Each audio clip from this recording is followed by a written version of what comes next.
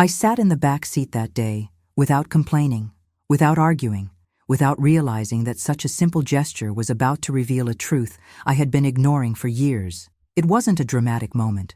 There was no argument, no raised voices. It was quiet, too natural, and exactly for that reason, it was so violent on the inside, because when we accept certain places without questioning them, the body feels it long before the mind understands. And in that instant, as the door closed and the car moved forward, something inside me closed as well, not out of anger, but out of recognition of an old pattern, comfortable for others, painful for me. The back seat wasn't just a seat, it was a message, a position, a clear symbol of where I was being placed in that dynamic, in that relationship, in that life that kept moving as if my presence were optional. And maybe you're listening to me now, thinking this is an exaggeration, that it's just a detail. I thought that for a long time, too. Details are the most dangerous things because they go unnoticed while they build deep truths. No one ever tells you directly that you're not a priority. They show you. They show you in their choices, in the places they offer you, in the space they give you, or don't give you. What marked me most wasn't sitting in the back. It was how natural it felt to everyone else. No one asked if I preferred the front seat. No one hesitated. No one noticed the silent discomfort settling inside me. Because when someone has already placed you in the back seat emotionally for a long time, the physical gesture only confirms what has already been lived. And that's where it hurts. It hurts because it doesn't start that day. It starts much earlier. It starts when your opinions become secondary, when your feelings are treated as too much, when your presence is accepted, but not truly considered. Maybe this story is touching you because, at some point, you too have sat in the back seat of someone's life, not necessarily in a car, but in decisions, in priorities, in affection. And it happens subtly. We start adapting, giving way, understanding too much, justifying other people's behavior while silencing ourselves so we don't cause discomfort, until one simple gesture exposes everything that's been swept under the rug for far too long. As the car moved forward, I looked out the window and felt a strange mix of clarity and sadness. It wasn't anger, it was awareness. Awareness that I was occupying a place I hadn't consciously chosen, but had accepted out of habit. Awareness that if I wasn't sitting in the front, it wasn't by accident. It was because, for a long time, I had been placed second to their urgencies, second to their desires, second to priorities that never fully included me. And here, I need you to do something important. Write in the comments where you're listening to me from, your city, your state, your country, because this story isn't just mine. It crosses women in different places, different cultures, different ages, all carrying the same silent pain of realizing they were placed in second place without warning. When you write where you're from, you make it clear that you're not alone, that this experience is collective, even when lived in silence. The back seat is comfortable for the one who's driving, for the one who chooses the route, for the one who controls the pace. Whoever sits in the back watches the scenery go by, but doesn't decide the direction. And for a long time, I confused being together with being included. I confused presence with belonging. I confused an invitation with priority. And this is a common mistake for those who love too much, adapt too much, who learned that keeping the peace is more important than taking up space. Maybe you learned that too. Not to be a burden, not to ask for too much, not to demand your place.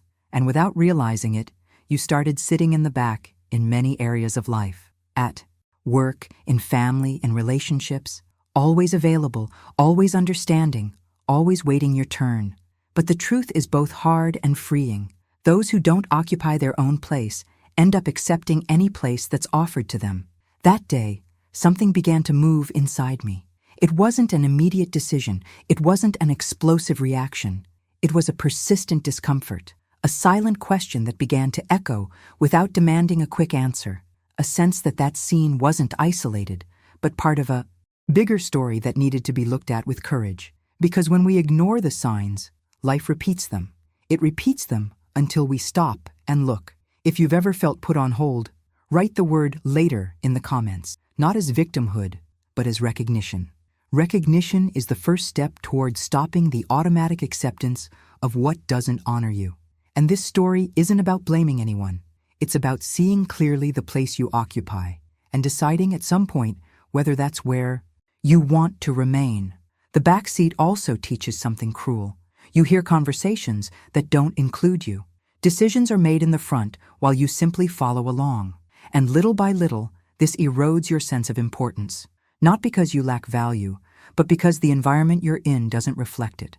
And staying too long in places like that makes you doubt yourself, question your worth, dim your own light to fit. I didn't understand everything that day. Not yet. But I understood enough to know that the feeling couldn't be ignored anymore, that there was something misaligned between what I offered and what I received, that the physical seat was just a reflection of an emotional place I had occupied for years. And when that awareness begins, it can't be unseen. If this introduction is already stirring something in you, stay with me, because the back seat isn't the end of the story. It's the beginning of a deeper revelation about priorities, silent choices, and the cost of adapting too much to fit into other people's lives. What comes next requires emotional honesty, maturity, and the courage to look at situations you may have normalized for far too long. It was never about the car. It never was. The car was just the visible setting for something that had been happening for a long time, almost invisibly, almost too normalized to question. The back seat simply gave shape to what I already felt but couldn't name. Because the place we occupy in someone's life is rarely announced out loud. It's demonstrated through choices, invitations, silent priorities, and the spaces we're given without being asked. And when you start observing honestly, you realize the physical place only mirrors the emotional one. I began mentally revisiting other scenes I had once treated as small, insignificant, everyday things. Moments when my opinion came second. When decisions were already made by the time I was informed. When my schedule was flexible, but others' schedules were non-negotiable. When I waited, understood, adjusted, while the others simply moved on. All of it started lining up inside me like pieces of an uncomfortable puzzle. It wasn't an isolated episode. It was a pattern. The back seat represents this place of constant waiting. You're there, you participate, you follow along, but you don't lead. You don't choose the route, set the pace, or decide when to stop. And the most dangerous part is when this place starts to feel natural. When you yourself start sitting there without noticing. When you get in already knowing you'll be in the back. When you see the front seat taken before you even consider that it could be different. This doesn't happen overnight. It's built gradually, in the name of harmony, peace, and preserving the relationship. If you recognize yourself here, write the word place in the comments. Naming the place you occupy is an act of awareness, and awareness changes everything, even when you don't yet know what to do with it. The back seat is also the place of those who observe more than they are seen, who listen more than they are listened to, who feel but swallow it, who read the room but avoid confrontation. It's a quiet place, comfortable for others, exhausting for those who stay there too long. What impacted me most was realizing that no one forced me there. I sat down, I accepted, I adapted, and that realization hurts differently because it removes the option of pointing only outward. It demands an honest look inward. When did I start thinking it was normal not to be a priority? At what stage of life did I learn that loving meant giving up space? In which relationships did I confuse adaptation with affection? These answers don't come quickly, but they begin to form when we stop minimizing the signs. The place we occupy says a lot about the value assigned to us, but it also says a lot about the value we learn to give ourselves in that context. Because those who grow too comfortable in the background end up teaching others that this place is enough, not due to lack of intrinsic worth, but due to excessive concession. And this is hard to admit, especially for women who were taught to be understanding, flexible, conciliatory. Women who learned that love requires sacrifice, silence, constant adaptation. I began to realize that in many situations in my life, I was always finding a way, always fitting in, always adjusting expectations to avoid conflict, always shrinking needs so as not to seem demanding, always accepting less so as not to lose. And that becomes a habit, a dangerous habit, because it erases your boundaries quietly. When you notice, you're already living entire relationships based on someone else's logic, waiting for recognition that never comes, because the pattern is already set. If you recognize yourself as someone who always adapts, write, "I adapted," not as blame, but as acknowledgement. Excessive adaptation often comes from a genuine desire to maintain bonds, to be loved, to belong. But over time, it comes at a high cost. The cost of staying silent when something hurts, of accepting what bothers you, of placing yourself second over and over until it becomes identity, until you start seeing yourself as the one who always understands, always waits, always yields. I started remembering how many times I changed plans to fit into other people's plans, how many times I swallowed discomfort to avoid tension, how many times I didn't express needs because it wasn't the right moment, how many times I accepted the emotional backseat, believing it was maturity, when in reality, it was self-erasure disguised as balance. Because maturity isn't disappearing to keep relationships. Maturity is sustaining presence without losing yourself. This habit of adapting creates a false sense of control. You think that if you're flexible enough, everything will work out. That if you understand a little more, the other will notice. That if you wait a little longer, things will change. But the truth is, constant adaptation teaches the other that you'll always be available, regardless of the place they offer you. It teaches that you'll adjust, so there's no urgency to prioritize you. And this doesn't happen out of conscious cruelty. It happens through dynamics. Maybe you've lived this in different areas of life, at work, in family, in romantic relationships, always being the one who fixes things, who understands, who holds everything together, always occupying the support role, rarely the center. And it's exhausting, deeply exhausting, because you give a lot and receive little, but can't point to one specific event. It's an accumulated fatigue built from small daily concessions. If this resonates, write, "I'm tired of yielding." Acknowledging exhaustion matters because it signals that something needs to be re-examined. Exhaustion doesn't appear randomly. It appears when imbalance is prolonged, when you adapt so much that you no longer know what your original place was, when the back seat becomes a permanent home, not a temporary stop. I began to understand that my adaptation had deep roots. It came from lessons about being easy to deal with, about not being a problem, about maintaining harmony at any cost. It came from the fear of being left if I took up too much space, from the concern of seeming demanding for wanting reciprocity, from the habit of putting others at the center while I orbited around them. And seeing this was uncomfortable, because it showed me that I also participated in building that place. That doesn't erase others' responsibility, but it expands my awareness, because until I recognized my pattern of adaptation, I would keep repeating the same dynamic in different relationships. The faces would change, but the place offered would be similar. The back seat would repeat itself with new stories, new justifications. And I didn't want to live like that anymore, even without yet knowing exactly how to change. Emotional silence is one of the highest prices of excessive adaptation. You start feeling things, but don't express them. You notice injustices, but rationalize them. You want more, but convince yourself that what you have is enough. And little by little, you drift away from yourself. You lose clarity about what you want, what you deserve, what your limits are. And that's dangerous, because internal disconnection opens the door to accepting any external place. If you've ever felt distant from yourself trying to maintain a relationship, write, "I silenced myself." Constant silence isn't peace, it's containment.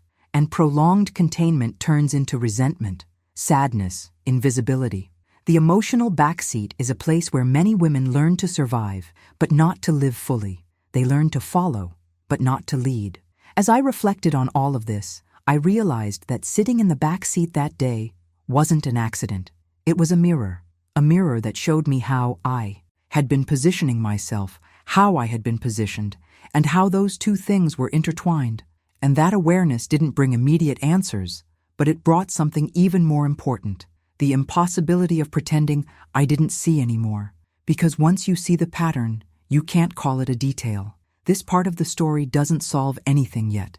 It only deepens awareness. It shows that it wasn't about the car, it was about the place. It shows that it wasn't one day, it was an entire history of adaptation. It shows that the back seat is a powerful symbol of how relationships can put us second when we learn to put ourselves there first. And this awareness starts to demand something from us, even if we don't yet know exactly what. Priority isn't asked for, begged for, or negotiated in emotional installments. Priority is felt in the body before it's understood by the mind. It shows up in how someone organizes their time, the space they open in their schedule, the attention they offer without reminders, the presence that doesn't require demands. When you're a priority, there's no constant doubt, no feeling of being in the way, no fear of taking up space. There's flow, there's ease, there's clarity. And when that's missing, discomfort begins to settle quietly, almost too politely to be named at first. I realized that for a long time, I tried to turn absence into an acceptable justification. I told myself it was a phase, too many demands, lack of time, stress. I translated clear signs of being deprioritized into narratives that allowed me to stay without confronting reality. Because facing lack of priority hurts more than waiting. Waiting still carries hope. Awareness brings internal rupture. That's why so many people stay for years in relationships where they were never central, only tolerated, only included when convenient. When someone is a priority, you feel it. You don't have to compete for attention. You don't have to over-explain. You don't have to constantly adapt. You don't have to prove your worth. The other person's choices include you naturally. Care shows up in the details, not as an exception, but as a pattern. And when that doesn't happen, the body notices before the mind accepts it. The body feels the tightness, the fatigue, the vague anxiety, the sense of always being one step behind. The body understands something is off long before you can put it into words. If you've ever felt you had to ask for attention, right. I wasn't a priority. Not as judgment, but as naming the experience. Because naming what was lived is an act of honesty with yourself. Priority doesn't come from requests. When you have to ask to be seen, something essential is already missing. And insisting doesn't create priority. It deepens devaluation. I began to realize that every time I had to explain the obvious, justify basic needs, or negotiate minimal presence, I was already outside the place of priority. And this has nothing to do with ego or excessive demands. It has to do with emotional reciprocity. Healthy relationships don't require you to fight to exist in them. They welcome you naturally. They consider you in decisions. They put you in the front when it matters. The absence of priority becomes impossible to ignore when you stop being distracted by vague promises and start observing repeated behaviors. Words can be beautiful, but choices are clear. Time is clear. Attention is clear. Presence is clear. And when these never arrive fully, the message has already been delivered, even if no one had the courage to say it out loud. The hardest part is accepting that priority doesn't depend on how much you give. It doesn't depend on how much you understand. It doesn't depend on how long you wait. It depends on the other person's emotional capacity to include you as a central value. And that can't be built through one-sided effort. It's built through mutual availability. When that availability doesn't exist, the relationship survives only at the expense of the one who adapts more. And almost always, the one who loves more adapts too much. And that's where the second, deeper shock comes in. The discomfort of realizing it too late. Not late only in a chronological sense, but late emotionally. Late after many ignored signs. Late after countless adjustments. Late after so much time invested waiting for something to change. This realization hurts because it doesn't speak only of the present. It speaks of years.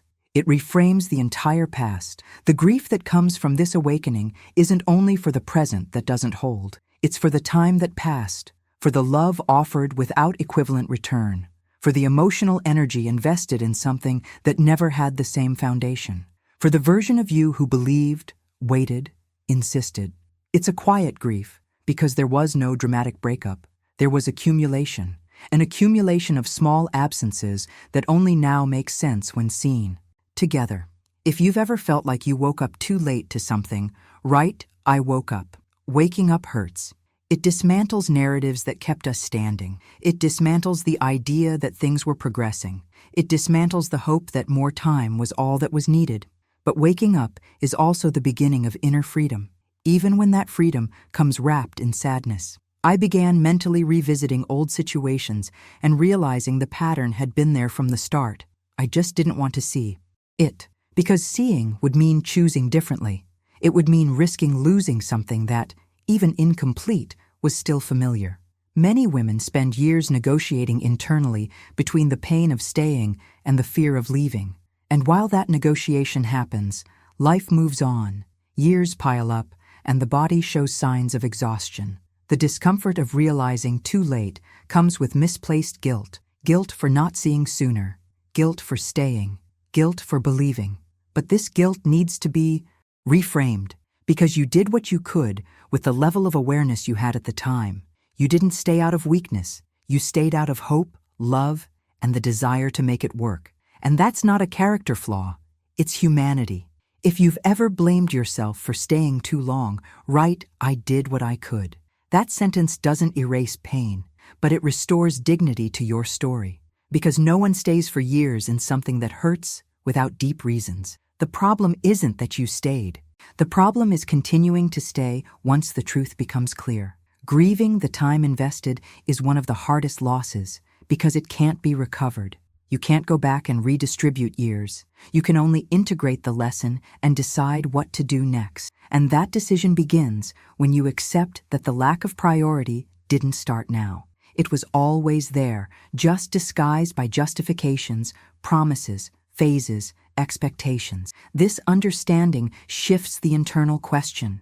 It stops being, "Why is this happening now?" and becomes, "Why did I accept this for so long?" And that question shouldn't be used as self-accusation, but as a turning point, because it's from there that something begins to reorganize inside, something that isn't action yet, isn't rupture yet, but is already awareness. Waking up late brings sadness, but it also brings clarity. It removes the blindfold. It shows that priority was never something missing to be asked for, but something that was never offered. And when you understand that, something inside you begins to move, even slowly. A need to reposition yourself, a desire not to repeat, a silent refusal to keep occupying the emotional back seat of your own life. This part of the story doesn't close wounds, it exposes them. But exposure is necessary for something different to be built later, because only those who recognize they woke up late can decide to wake up fully. And this process, painful as it is, prepares the ground for more aligned, more conscious, more respectful choices with who you've become after everything you've lived. The back seat stopped being just a physical place that day and revealed itself as an emotional state I had known far longer than I was willing to admit. It wasn't the first time I was behind. I had been behind in decisions, behind in priorities, behind in affection, behind in being heard, behind even in the narrative of the relationship itself. The back seat became an uncomfortable symbol because it condensed, in a simple gesture, an entire dynamic that had been silently repeating. Being behind meant waiting, waiting to be included, waiting to be remembered, waiting for my turn to matter. This emotional place is familiar to many women, a place where you learn to adjust, not take up too much space, not inconvenience, not ask for too much. You learn to observe before speaking, to feel before acting, to calculate the impact of your emotions so as not to destabilize the environment.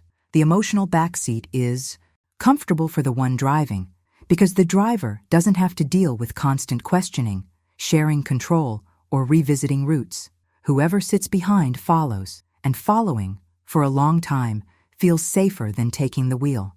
I realized that being in the emotional backseat also meant living in a state of postponement. My desires came later.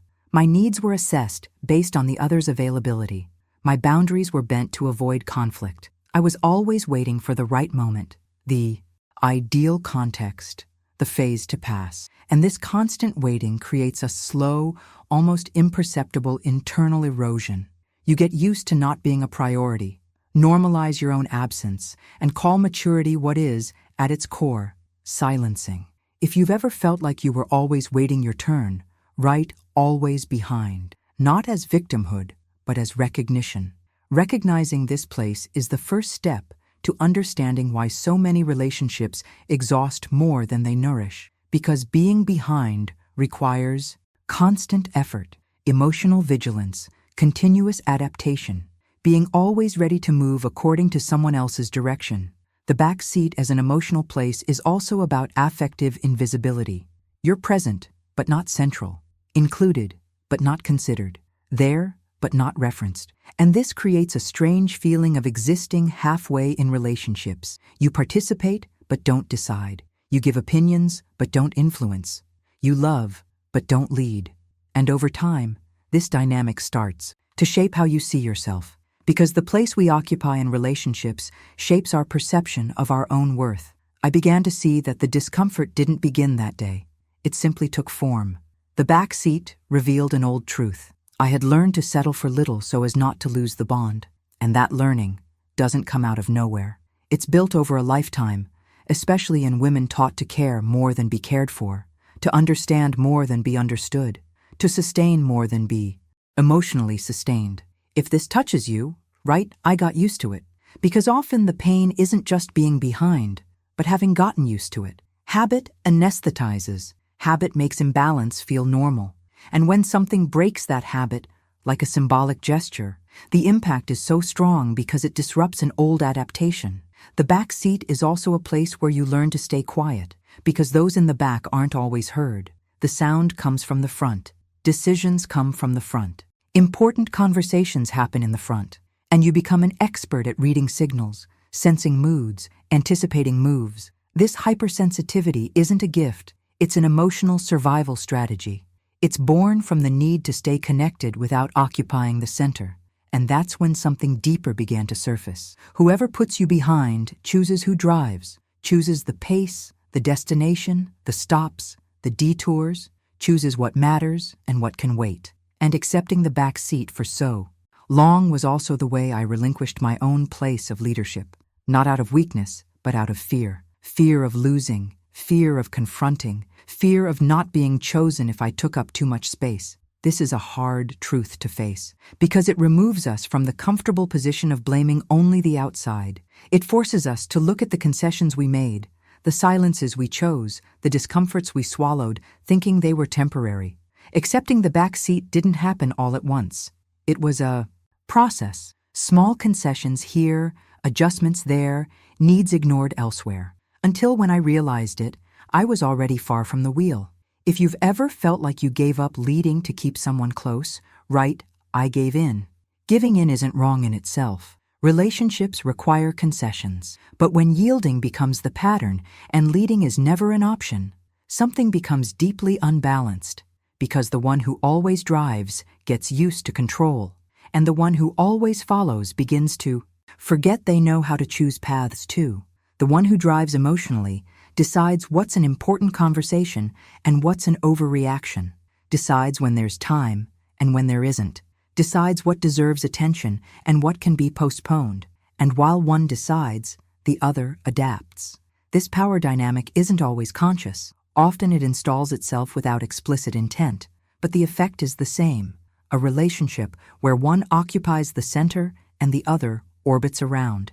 I began to understand that by accepting the back seat, I was also outsourcing my own emotional authority. I waited for the other to define the pace, the level of closeness, the degree of investment. I reacted more than I acted. I responded more than I proposed. And over time, this erodes internal autonomy. You begin to feel that your emotional life is always conditioned by someone else's choices. If you've realized you're reacting more than choosing, right, I want to drive, that phrase carries powerful intention. Because driving isn't about controlling the other, it's about taking responsibility for your own path. It's deciding where you sit, choosing not to stay in places that diminish you, recognizing you also deserve the front. Recognizing this pattern doesn't bring immediate change, but it brings awareness. And awareness changes everything, little by little. It begins to alter how you position yourself, how you respond, what you accept or refuse. It starts to unsettle the comfortable place you occupied behind. Because once you see, you can't pretend you don't know. I was still digesting this realization, still trying to understand how I got there, why I accepted it, how long I normalized it, because the back seat isn't imposed harshly in most stories. It's offered as temporary, convenient, insignificant, until the day you realize you never returned to the front. And that realization doesn't demand immediate reaction. It demands processing, honesty, inner time for something to reorganize. This part of the story deepens the conflict because it sheds light on something not simple to resolve: emotional power. Who decides, who leads, who yields, who waits? And understanding this is essential for the next movement, because it's not enough to recognize the place you occupy. At some point, you'll need to decide whether you keep accepting the back seat or start questioning why no one ever offered you the wheel. Standing up from the back seat wasn't an act of rebellion, nor an emotional outburst, nor a late attempt to get attention. It was a quiet, internal movement, the kind that makes no noise on the outside but reorganizes everything on the inside. I needed to understand this clearly, to stop blaming myself. Because for a long time, every time I thought about leaving that place, an inner voice told me I was being ungrateful, too demanding, dramatic, difficult, as if occupying my own space were an offense, as if wanting presence and respect were excessive. But standing up from the back seat isn't attacking anyone. It isn't invalidating the story. It isn't denying what was lived. It's simply recognizing that this place no longer fits who you've become. It's emotional maturity. It's realizing that staying behind is no longer compatible with the level of awareness you've reached. And this realization doesn't come from ego. It comes from the deep exhaustion of constantly adapting without ever being truly considered. I had to dismantle the idea that leaving that place meant a dramatic rupture. It didn't. It meant repositioning. It meant stopping accepting invitations that always placed me second. It meant no longer justifying recurring absences. It meant no longer normalizing that my needs always came later. And this doesn't require shouting, aggressive confrontation, or fiery speeches. It requires internal clarity, coherence, quiet but firm boundaries. If you've ever feared positioning yourself out of fear of seeming ungrateful, right? This isn't rebellion. Because it isn't. It's self-care, emotional dignity, understanding that respect isn't asked for on your knees or earned by shrinking. Respect is established when you treat yourself with the value you expect others to recognize. Standing up from the back seat also doesn't mean taking the wheel by force. It's not about dominating the relationship. It's about no longer accepting being a passenger in your own emotional life. It's about participating in decisions that affect you. It's about not settling for scraps of attention disguised as good intentions. It's about stopping living in waiting mode, hoping someone will one day spontaneously move you to the front. Because those who see you as a priority don't need convincing. This repositioning hurts. It hurts because it breaks silent agreements that worked only for the other. It hurts because it shifts the dynamic. It hurts because some people benefit greatly when you accept the back seat without question.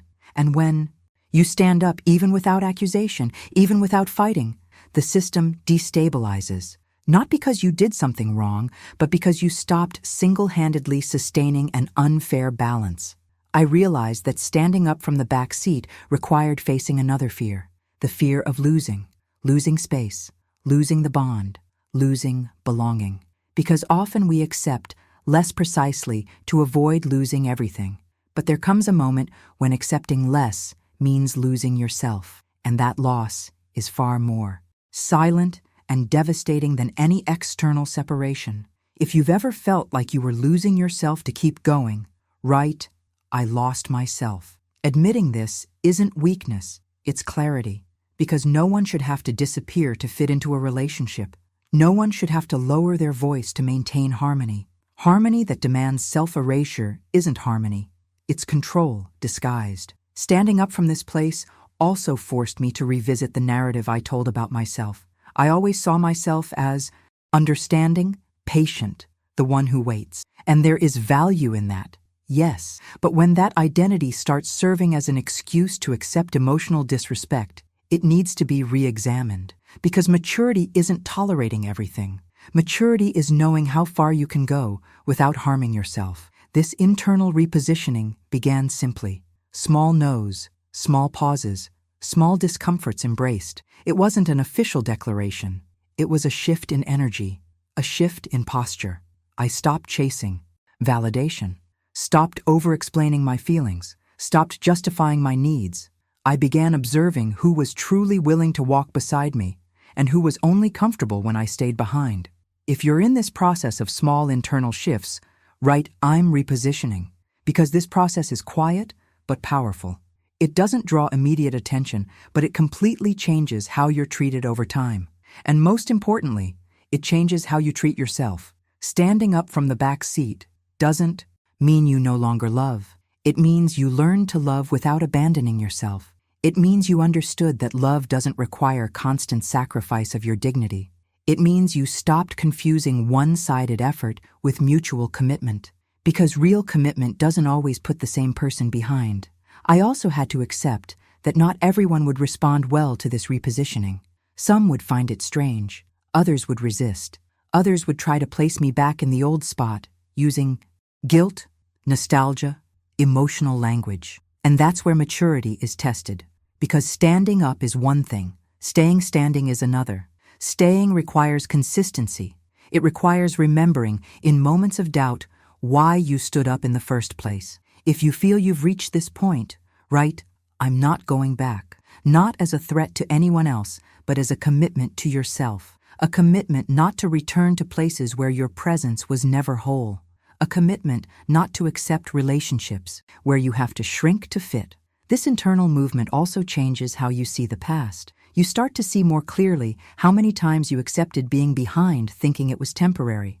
How many times you interpreted deprioritization as a phase. How many times you believed that, with enough patience, your place would naturally change. And this review hurts, but it teaches. It teaches you not to repeat. Standing up from the back seat is, above all, an act of self-respect. It doesn't need to be announced. It shows in how you position yourself, how you respond, how you choose where to invest your emotional energy. It's when you stop begging for space and start occupying only places where there's reciprocity. I was still in this process, still adjusting the balance between firmness and empathy, still learning not to confuse boundaries with hardness, because setting boundaries isn't closing your heart, it's protecting what's most valuable in it. And this learning doesn't happen overnight. It happens in practice, in small choices, in embraced discomforts. This shift in awareness doesn't end the story. It changes its axis, because after you stand up from the back seat, something inevitable begins to form. A new relationship with yourself, one where you listen to yourself more, respect yourself more, place yourself as a priority in your own emotional life. And this internal change prepares the ground for the next step, understanding how this decision impacts bonds, dynamics, and especially how you choose who can truly walk beside you, not behind you, not ahead of you, but with you. I no longer want to go along just any way. I no longer want to go along shrinking myself, over-adapting, placing myself second. I want to go along for real, along where there is listening, presence, conscious choice, along where I don't have to fight for space, prove my worth, or wait for someone to notice the obvious. Because when it's real, there is no back seat. There is a shared road. This decision doesn't come from resentment. It comes from clarity. It comes from understanding that emotional maturity is also knowing where to stay and where not to insist. I still believe in bonds, in encounters, in relationships that grow without anyone needing to disappear to fit. And it's from this more whole place that other stories begin to reveal themselves. On the screen now, there's another video from the Matriarch Secrets waiting for you. Another experience, another theme, another truth for those ready to look more deeply. Stay with me. Each story here doesn't continue the previous one. It expands the gaze, strengthens the feeling, and builds layer by layer the woman who no longer accepts anything less than real presence.